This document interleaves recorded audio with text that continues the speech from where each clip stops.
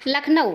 होली खेलने को लेकर दो पक्षों में चली गोली, हिस्ट्री शीटर समेत दो घायल।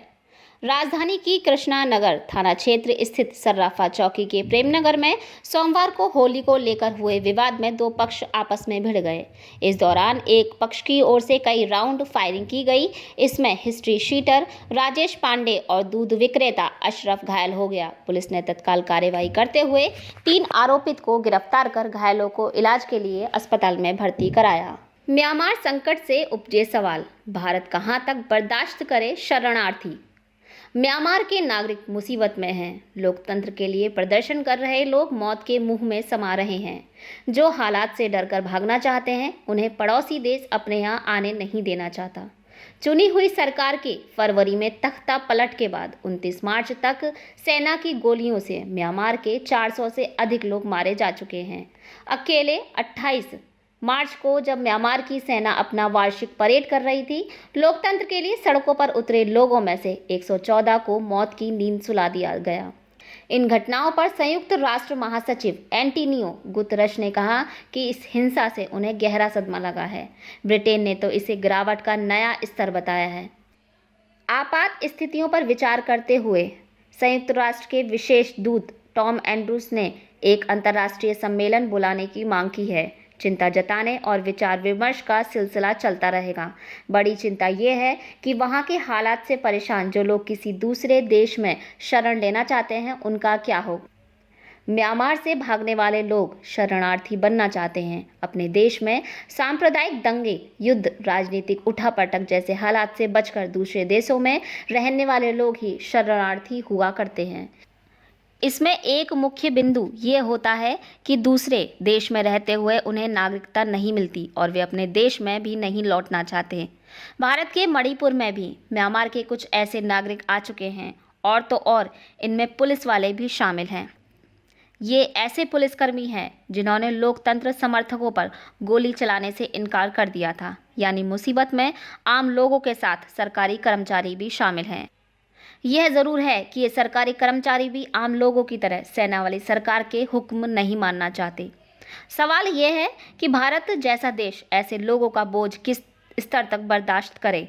मिजोरम के मुख्यमंत्री जोरमथंगा कहते हैं कि उनकी सरकार ऐसे लोगों को अस्थायी तौर पर पनाह देगी। इनके बारे में आगे का फैसला केंद्र सरकार करेगी। भारत से उम्मीद के किरणें देख ऐसे लोग इधर का मुंह करने लगे हैं। करीब 250 मील लंबी तियाउ नदी दोनों देशों के बीच सीमा के कुछ हिस्से को साझा करती है। इस नदी को पार कर आने वाले ही अधिक हैं। मुश्किल यह है कि मिजोरम के साथ पड़ोसी मणिपुर सरकार ने भी म्यांमार से आने वाले लोगों के लिए कोई रिफ्यूजी कैंप नहीं खोलने का फैसला किया है। केंद्र सरकार ने नागालैंड और अरुणाचल प्रदेश से भी ऐसे शरणार्थियों को रोकने को कहा है। भारत म्यांमार सीमा पर तैनात बॉर्डर गार्डिंग फोर्स को अलर्ट रहने की भी एडवाइजरी जारी की गई है। भारत की अपनी दिक्कतें हैं। किसी दूसरे देश में सताने के परिणाम स्वरूप आए वहां के अल्पसंख्यकों को नागरिकता देने का कानून बनाया गया है। उनकी एक समय सीमा तय की गई। उस कानून का एक तबके ने विरोध भी किया। उन्हें लगा कि उन्हीं के समुदाय को रोका जा रहा है। United Nations high commissioner for refugees UNHCR के 2014 के अंत के आंकड़े के मुताबिक भारत में 1,09,000 तिब्बती, 65,700 श्रीलंकाई, 14,300 रोहिंग्या, 10,400 अफगानी, 746 सोमाली और 918 दूसरे शरणार्थी रह रहे हैं। न्यूज़ 15 भारत से विशेष संवाददाता की रिपोर्ट। ब्लूड ऐप के जरिए लोगों से ठगी करने वाले गिरोह का भंडाफोड़, महिला सहित 3 शातिर ठग गिरफ्तार। जयपुर। हरमाना थाना पुलिस ने ब्लूड ऐप के जरिए लोगों से ठगी करने वाले गिरोह का खुलासा करते हुए महिला सहित 3 शातिर ठगों को गिरफ्तार किया है।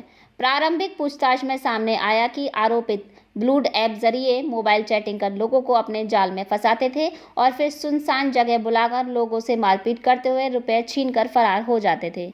आरोपितों ने पूछताछ में इस तरह की कई वारदातों को अंजाम देना कबूला है। फिलहाल पूछताछ जारी है। हरमाडा थानाधिकारी चेनाराम बेड़ा ने बताया कि इस संबंध में पीड़ित युवक ने मामला दर्ज करवाया था कि 28 मार्च को उसके मोबाइल पर ब्लूड ऐप के जरिए नीतू शर्मा आईडी से मैसेज आया। उसके बाद मैसेज चैटिंग कर अपनी बातों में फंसाते हुए पीड़ित को रोड नंबर 14C का रोड पर मिलने के लिए बुलाया, जिस पर पीड़ित उससे मिलने आया तो वहां पर एक लड़का मिला जिसने नीतू शर्मा को अपनी धर्म की बहन बताया तथा उससे मिलाने के लिए उसे न्यू ट्रांसपोर्ट नगर में ले गया तथा जहां पर मिली लड़की ने अपना नाम ज्योति कुमावत बताया और आवाज़ देकर राहुल बैरवा व जूनियर कुमावत को बुलाकर पीड़ित से मारपीट करते हुए मोबाइल और 2000 रुपये छीन कर ले गए। पुलिस ने पीड़ित के बयानों के आधार पर मामला दर्ज कर घटनास्थल के आसपास के सीसीटीवी फुटेज खंगाल आरोपितों को चिन्हित करते हुए धर दबोचा। इरफान से पहले यूसुफ, सचिन और एस बद्रीनाथ भी हो चुके हैं कोरोना संक्रमित। चारों पूर्व क्रिकेटरों में हाल ही में रायपुर में संपन्न हुए रोड सेफ्टी वर्ल्ड सीरीज में लिया था हिस्सा। पूर्व भारतीय क्रिकेटर इरफान पठान भी हुए कोरोना संक्रमित। नई दिल्ली। पूर्व भारतीय हरफन मौला खिलाड़ी इरफान पठान कोरोना से संक्रमित हो गए हैं। इसी के साथ इरफान कोरोना से संक्रमित होने वाले चौथे भारतीय क्रिकेटर हैं जिन्होंने हाल ही में रायपुर में संपन्न हुए रोड सेफ्टी वर्ल्ड सीरीज में हिस्सा लिया था। इरफान से पहले उनके बड़े भाई यूसुफ, महान बल्लेबाज सचिन तेंदुलकर और एस बद्रीनाथ कोरोना से संक्रमित हो चुके हैं। सभी ने ट्वीट कर उक्त जानकारी दी। इरफान ने ट्वीट किया, मेरा कोविड-19 टेस्ट सकारात्मक आया है। हालांकि मेरे में कोई लक्षण नहीं है। मैंने खुद को अलग थलग कर लिया है और घर पर ही रह रहा हूं। मैं अनुरोध करूंगा कि जो लोग हाल ही के दिनों में मेरे संपर्क में आए हैं वे कृपया खुद का परीक्षण कराएं। उन्होंने आगे कहा, आप सभी के अच्छे स्वास्थ्य की कामना करते हुए यही आग्रह करूंगा कि सभी मास्क पहनें और सामाजिक दूरी बनाए रखें।